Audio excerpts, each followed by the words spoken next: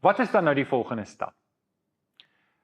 Dalk is jy reeds gedoop, en hierdie was net 'n verfrissingskursus geweest. Wel, dis goed. Nou weet jy ook, en dalk het jy nuwe inligting bygekry, en gee dit vir jou sekerheid rondom die doop. Maar dalk is jy nog nie gedoop nie. Dan wil ek jou vra, ons het reeds kunskap gedoen, dalk moet jy terugverwys na jou Bybelstudieboekie en jou handleiding daar. Het jy al Jesus aangeneem? Het jy al jou rug op die wêreld gedraai? Is jy besig om 'n aktiewe volger van Jesus te wees? Maar dan wil ek jou vra, waarom is jy nog nie gedoop nie? Ek wil amper soos Filippus vir die hofdienaar sê, daar's water, wat keer jou om gedoop te word? Neem die stap. Onthou, die doop red jou nie, maar dit is wel 'n stap van gehoorsaamheid. En as dit 'n stap van gehoorsaamheid is dit 'n stap van geestelike groei. Volg Jesus.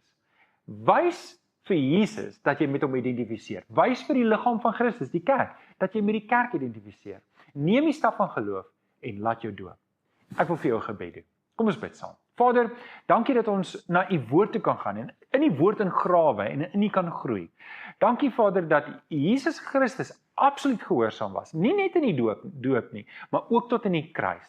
En Here, dit daag ons uit om ook gehoorsaam te wees. Kom leer ons en wys ons hierdie pad van gehoorsaamheid. Ons bid dit in Jesus naam. Amen.